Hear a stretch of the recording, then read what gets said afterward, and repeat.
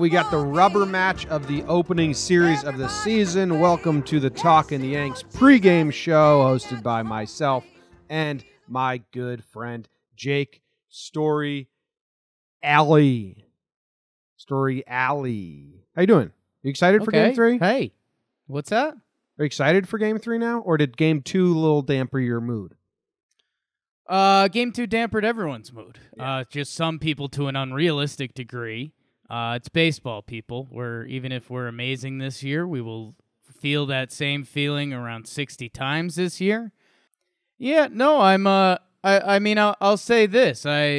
You and I, a lot of our lives are on the internet these days, and if the Yankees were to lose today, it would just be awful, like hide the phone type stuff. And I don't want to do that. But I'm excited for the game. I'm excited for the game. It's another day game.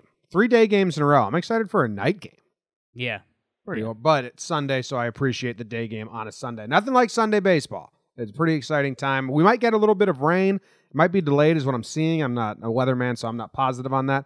Let's go over the lineup. The Yankees lineup is the same exact lineup as day one, except switch Tulo and the batting order, switch Tulo and DJ LeMahieu in the 9-hole. So hitting-wise, it's the same as game one.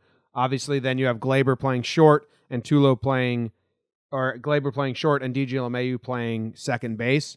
So just to refresh you, it's Gardner, Judge, Stanton, Voit, Andujar, Sanchez, Greg Bird, Gleyber, DJ, Haps on the mound. Same as game one, basically. Switch out DJ for Tulo. Yeah, we get to see shortstop Gleyber today.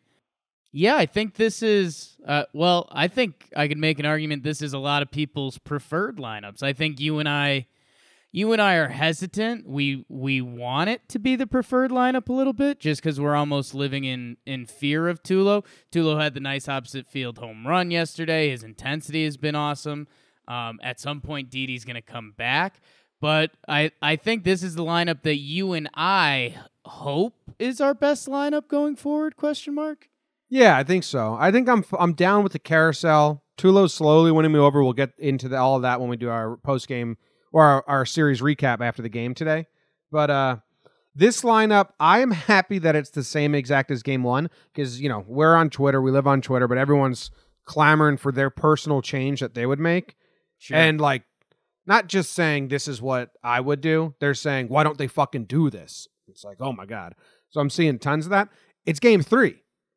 Let's get some consistency going. What I didn't like last year is how much the lineup always changed. I was expecting a lot more changes, I guess was what I'm combating right now. My own brain, I was expecting a lot more changes. I was thinking maybe Tauchman in to get Gardy out just for rest reasons. And last year I feel like, let's just use Shane Robinson because he's up. So I feel like we might see that at some point. Well, we got Tauchman here. Might as well use him to save the other guys. They loved that last year. I thought maybe we'd see the same thing with Romine for Gary, but I think the off day on Friday allowed this to be the same exact lineup. So I was excited that it's the same, get the consistency going. On the opponent's side, I love what the Orioles did with this lineup, Jake. Go on. I'm very happy. They got Villar, Smith Jr., Mancini, Nunez, Ruiz, Ricard, Chris Davis in left field, Severino, Martin, and Bundy on the bump. They took out that fuck Sucre, and they put in that blessing Chris Davis. Yeah, that's huge for us. They took out a grinding at bat that got 3 hits versus us yesterday, and put in a human walking strikeout. I love it.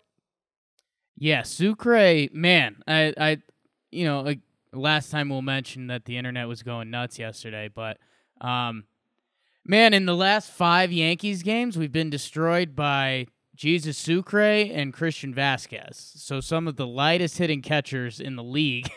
So I thought it was funny because I saw those people, they were torturing themselves. How do guys do this against the Yankees? And I was like, those guys in the past 5 games, if you count the playoffs, that's a little frustrating. Yeah. We see the Chris Davis show come back. And he's in left field. Is he? Yeah, that's what I read, that Chris Davis is in left field. No, he's at first base today. Smith Jr.'s in left field. I'm not sure. whatever Adler tweeted the lineup. Yeah, whatever lineup I read at first then was wrong because that they had it. Yeah, this is the better one. The one I read, it was some faulty site. I didn't trust it from the start. It was from Daily MLB Lineups at Daily MLB Lineups. They had Chris Davis in left field. I was like, I know he played right field a little bit. Get off of Daily MLB Lineups, bro. Yeah, last time I ever trust you, Daily MLB Lineups. That's no good. the three responses are, this is wrong. Yeah. So you got that lineup.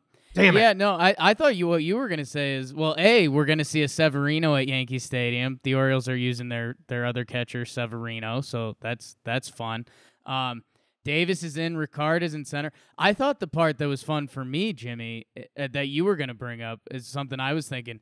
The Orioles are going to win 60-plus games this year, which, okay, I know that's not hot take regatta over here, but I think they're just going to have some fun. I've seen Ricard has played a couple positions. Mancini has. They're just going to mix up the DH and who's playing where, and they're just going to play baseball this year.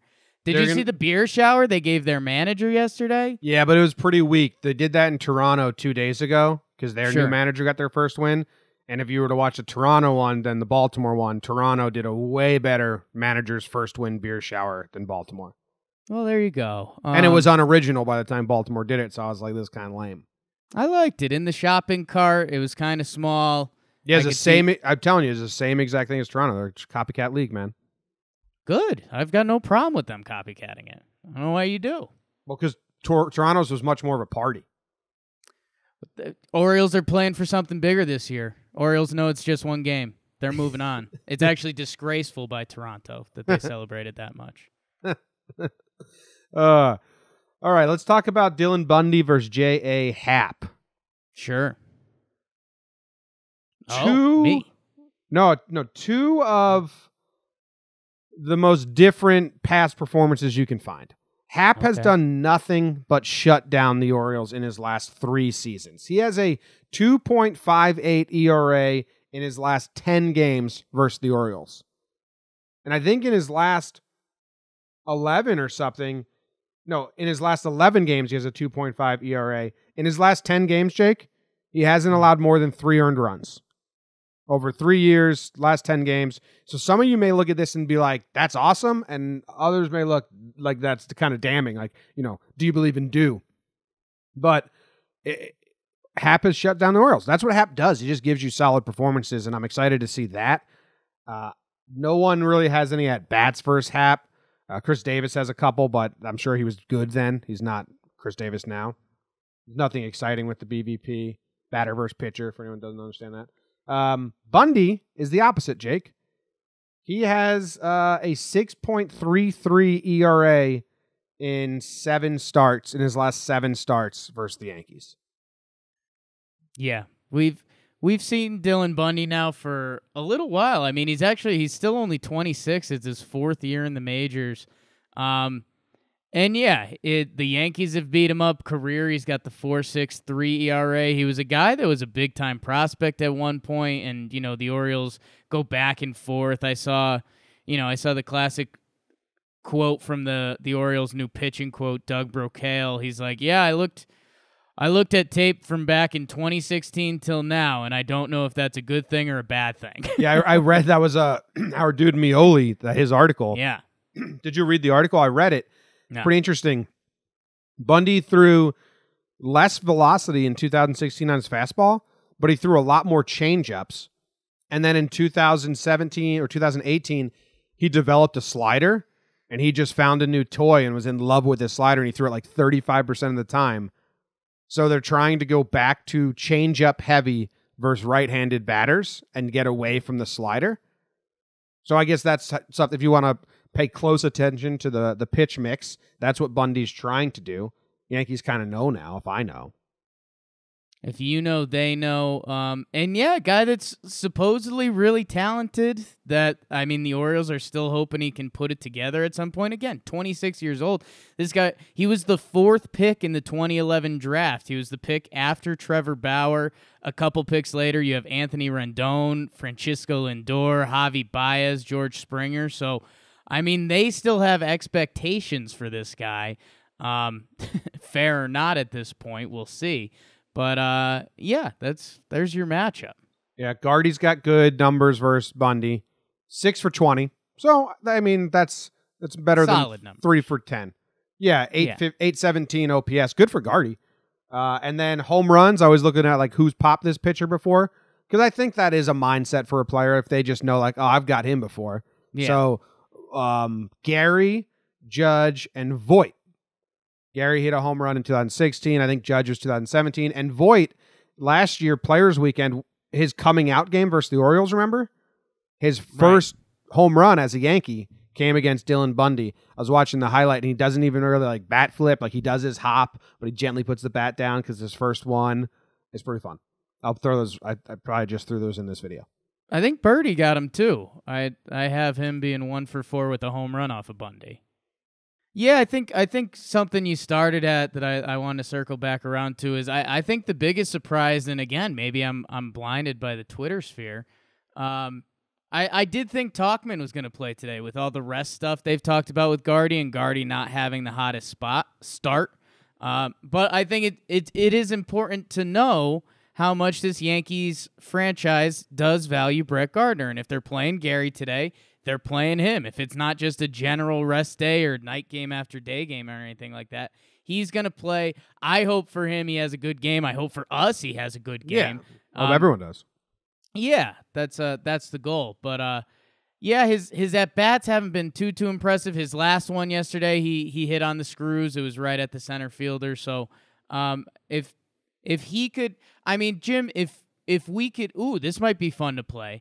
If we win today and Gardy has a good game, I mean, I was going to say I'm not sure who people are going to be complaining about, but I think you could look back and point to almost everyone in this series and be like, wow, they did some really good stuff.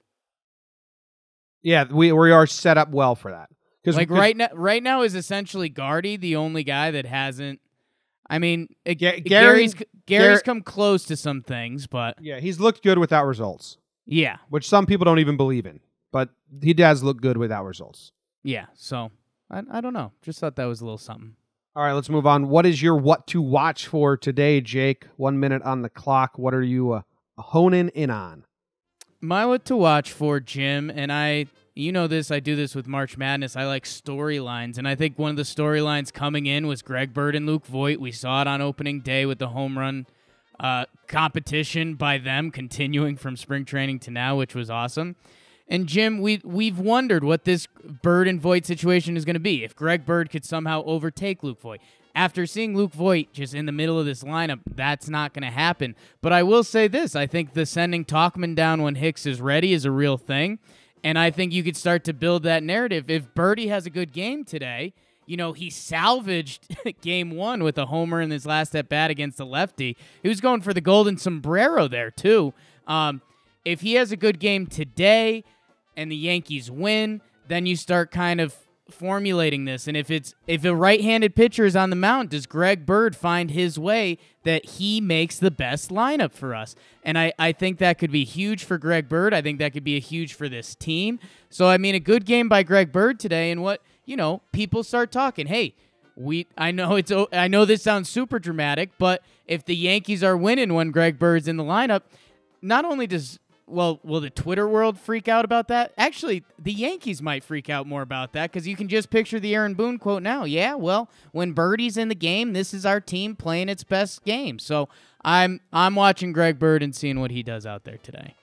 Nice. I like that. Yeah. I am honing in on the killer instinct. Ooh. The getting up early, and it's something I want to go much deeper into this on the podcast episode that we're recording after the game. Sure. Judge came out with his quotes. We need to play like our backs are against the wall, which is great because that's something we've been saying for 7 months now. Yeah. And to hear the quote unquote captain of the team confirm that it is an issue and it is something they need to do better at. Great. I love that I heard that Judge said that. Now show me every night. Yeah. I mean, you nailed it. Why wouldn't you want to hear that? And I think you're right. We've been saying that to a degree, but he said it in the right way. He didn't say it in a corny way. It's like, we played our best baseball as an organization at the end of 2017 when we were down 2 games to the Cleveland Indians. We came back, we won those, and then we went to Houston, and it was a 7-game series. He didn't say they ran into Justin Verlander doing some historical stuff, but that's when they were playing their best ball. So, yeah, go back to that. Yeah, so I'm looking for, like, bases loaded in the first and coming up empty-handed. We need to not do that. And then down the stretch yesterday, man, just some easy outs for the Orioles. I mean, there was a 1-2-3 inning that included Judge and Stan. That was just way too easy for them to get through it. I did like that they put up the fight in the 9th inning, which started by Tulo and DJ. But I'm looking. I mean, I wouldn't be looking for it because I didn't think that it was something this team wanted to do. I thought their whole mantra was take it nice and easy. We're not chasing wins every day. That's a direct quote from Boone. We're not chasing wins every day. Judge just flipped that quote on and said, no, we are. And we need to be. So now show me day one. Let me see it. Let me see you chase some wins. Let me see you be hungry. Let me see you put your backs against the wall. Claw with your fingernails. It's Al Pacino. Wow, that's good, Jim. And Jim, you're right. There was that one inning that it looked way too easy, but people forget the Orioles guys get paid. Michael Givens has some serious arm talent. He's a guy that's had some good seasons as a reliever. He looked great. Yeah. I think there were a lot of things that reminded us of some of the losses last year, that the Yankees had an opportunity to break it open early. They did not. And then the other thing that we haven't mentioned yet, Jim, the defense. I mean, 3 throwing errors yesterday. I mean, just seeing a 3 in the E column, that's completely unacceptable. Yeah. So, and I'm sure people would want us to mention the bullpen as well. It's hard to do bullpens and sample size like this early in the season. Yeah, and we'll get to all of that on the main episode. Win. Let's go to the Homer draft. I am still up 1-0. Jake, you can take the series now or tie the series. But so you also get first pick, I believe. Could say the same to you. I mean, I'm taking Aaron Judge. It's a no-brainer. Yeah. I've saved him for this reason. He has the quotes. He's going to see Bundy at least twice today. Judge is going yard. It would be everything we've seen from Aaron Judge this spring training, that in this quote-unquote must-win game 3 against the Orioles, that Judgey's going to get one. Yep. All right. My first pick, I'm taking my dude, El Gary. Hard foul ball indicator yesterday. Yeah. I don't know if we need a sound effect for that, like boing, boing, boing, boing, hard foul ball indicator. And then he put one to the track again. That the catcher, did you see the catcher's reaction? He thought Gary got all of that. Yeah. Went to the track.